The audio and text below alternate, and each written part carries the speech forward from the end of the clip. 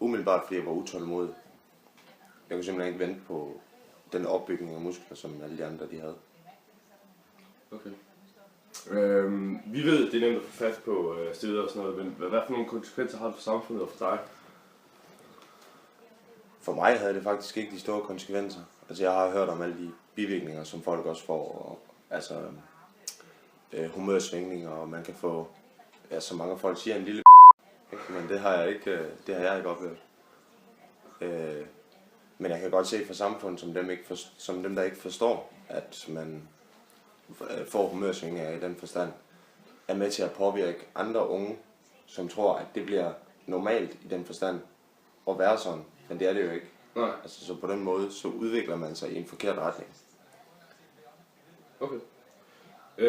Hvordan var det i dagligdag, da du så stødte, og var der nogle specielle bivirkninger, imens du tog den? Nej, altså jeg blev ekstremt sulten. Jeg spiste rigtig, rigtig meget. Når jeg stod op, så spiste jeg en masse æg, spiste en dåse tun, havregryn og en masse frugt, drak noget yoghurt. Så tog jeg mine steroider. Jeg tog 2 piller og tog 2 injektioner, altså 2 sprøjter. Ja. Og så var jeg nede at træne. Og så kom jeg hjem, så spiste jeg aminosyre, jeg drak kreatinpulver, proteinpulver, spiste bananer, drak appelsinjuice, fordi appelsinjuice og bananer giver et eller andet sammen, som gør, at det federe på en eller anden måde. Det giver en eller anden effekt i kroppen. Ja. Og så skulle jeg hvile. Og når jeg så var i gang igen, så kunne jeg ligesom godt mærke, at alt det der protein, som ligger i kroppen, som man normalt ikke kan optage, at det sådan havde sat sig forskellige steder i kroppen. Det vil sige, når hvis jeg gik rigtig meget og gik langt, så kunne jeg mærke, at mine lægmuskler de begyndte at gå ondt. Altså de deciderede spændt. Ja. Så hele min krop var hele tiden i gang og trænede hele tiden på den måde. Okay. Men altså jeg havde selvfølgelig humørsvingninger, men det var ikke noget, der påvirkede min hverdag. Det var. Hvad fik dig til at stoppe med at tage til steroider? Hvad var der stand så? Ja, det var simpelthen de kramper, jeg fik, altså i benene.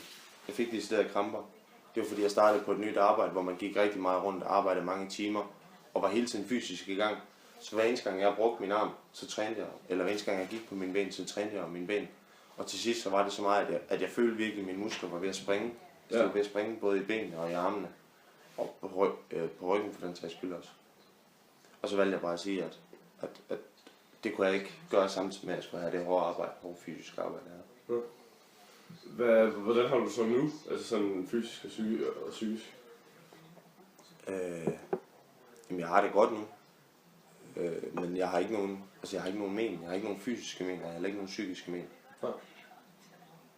Jeg har ikke bøvl med det, som folk siger, at man får eller man bliver impotent. Jeg har ikke bøvl med, så jeg har heller ikke bøvl i mine muskler i den forstand. Men det meste har jo også i den forstand fortæret sig. Altså det har jo lagt sig. Ja. Det som jeg har taget, det sidder jo ikke rigtig i kroppen længere. Så jeg har en helt normal hverdag nu, både fysisk og psykisk.